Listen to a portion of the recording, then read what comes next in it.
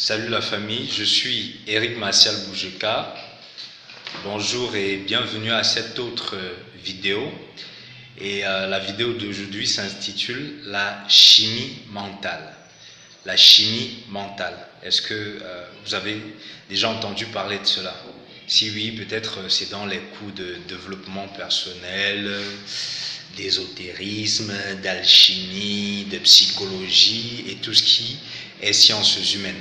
Alors, la chimie mentale se définit tout simplement comme quoi? Comme l'affinité naturelle ou l'antagonisme naturel qui s'établit entre deux esprits qui se rapprochent. Je répète, la chimie mentale peut être définie comme l'affinité naturelle ou l'antagonisme naturel qui s'établit entre deux esprits qui se rapprochent. Pour expliquer un peu plus simplement, généralement, lorsque deux individus entrent en contact, au premier contact, il peut se produire deux choses bien fondamentales. Soit une complicité, c'est-à-dire une amitié, ou bien une affection naturelle envers l'un et l'autre, c'est-à-dire vous allez voir une sorte d'attirance naturelle entre ces deux êtres, ou encore il peut se produire ce qu'on appelle le conflit au premier contact. Je m'explique. Il y a des gens à qui votre tête énerve au premier contact. Ils ne vous connaissent pas, mais vous les énervez. Ils ne veulent même pas entendre parler de vous. Il y a aussi des gens qui vous aiment comme ça, du premier contact. Par exemple, j'ai souvent eu des scènes où tu arrives par exemple dans un milieu, tu vas dans un bar ou dans un salon de coiffure pour te faire beau, ou bien pour prendre une bière dans un bar, et tu arrives là-bas, peut-être un débat s'engage, et peut-être tu te retrouves que peut-être tu es seul contre tous, mais à un moment donné, il y a toujours quelqu'un qui essaye de concevoir les choses comme toi. Il y a toujours quelqu'un qui pense un peu comme toi. Et parfois dans les relations d'amitié, parfois il arrive que vous avez des relations, des gens avec qui, lorsque vous réfléchissez, vous avez l'impression qu'ils pensent la même chose que vous. À peine vous avez prononcé un mot, qu'il peut vous dire la suite de ce que vous pensez, ou bien qu'il peut dire la suite de ce que vous pensez. C'est ce qu'on appelle de l'affinité naturelle, donc une chimie mentale positive qui permet à un individu de s'harmoniser avec un autre. D'ailleurs, généralement les relations d'amitié se créent comme ça, par une tendance naturelle. Vous avez aussi des cas, des gens que vous rencontrez, peu importe que vous ayez raison, peu importe ce que vous dites, vous ne les accrochez pas, vous ne les intéressez pas tout simplement. Et généralement, parfois, on force des contacts avec de telles personnes.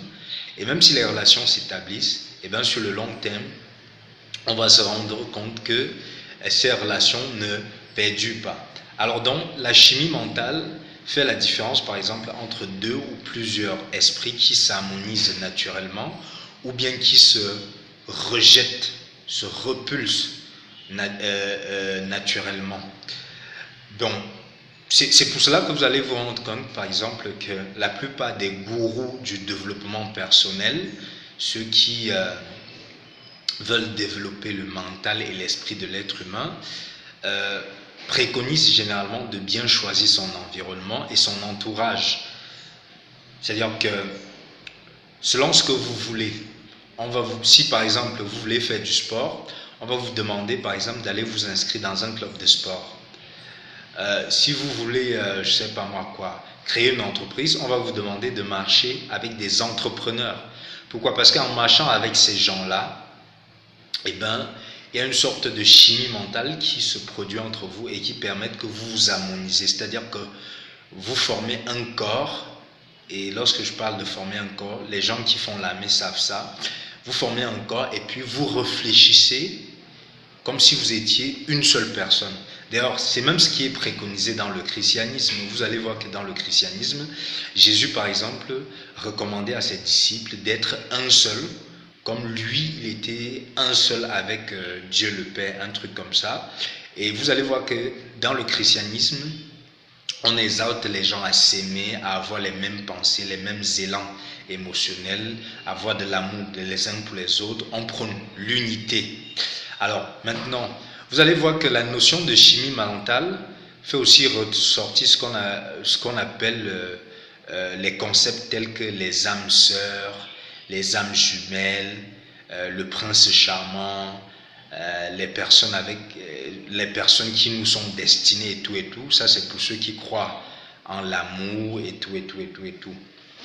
Maintenant, autre chose, vous allez vous rendre compte que, enfin, certains experts qui ont observé, certains psychologues qui ont observé les relations maritales, c'est-à-dire les relations de mariage, on conclut par exemple que les 2 ou 3 premières années d'un couple sont souvent marquées par ce qu'on peut appeler une succession de malentendus sur des détails. C'est-à-dire ce sont des périodes pendant lesquelles les couples n'arrivent pas à se comprendre mutuellement, où chacun doit comprendre l'autre. Et généralement, il y a souvent des conflits dans ces premières années des relations. Ce qui fait que si le couple survit après les 2 ou 3 premières années, il peut s'établir entre les tourtereaux ce qu'on peut appeler une relation permanente et durable. Pourquoi? Parce que pendant les 2 ou 3 premières années de mariage, les mariés apprennent à s'ajuster l'un à l'autre. Ils apprennent à se connaître, à se comprendre. Et c'est pour cela qu'on préconise, par exemple, pour ceux qui sont en voie de fiançailles, de se connaître, de se comprendre avant de se mettre en couple.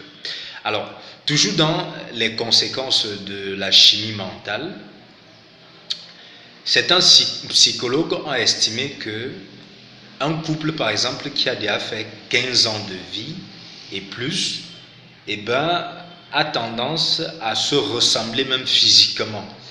Ça, c'est ce que, par exemple, un auteur comme Napoléon, il estime que si un couple fait déjà peut-être 15 ans de mariage, ce couple-là va établir entre lui ce qu'on a appelé une relation d'interdépendance. C'est-à-dire chacun va tellement devenir nécessaire à l'autre que la séparation sera presque impossible. Mais aussi, ça va aller très loin. L'homme et la femme auront tendance à se ressembler physiquement.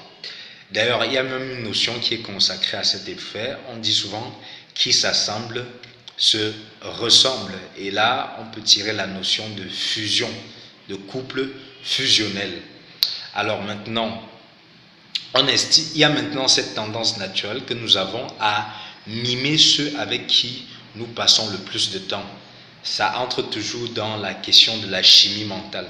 Vous allez vous rendre compte que plus vous passez du temps avec des gens, plus vous avez tendance à copier ces gens-là.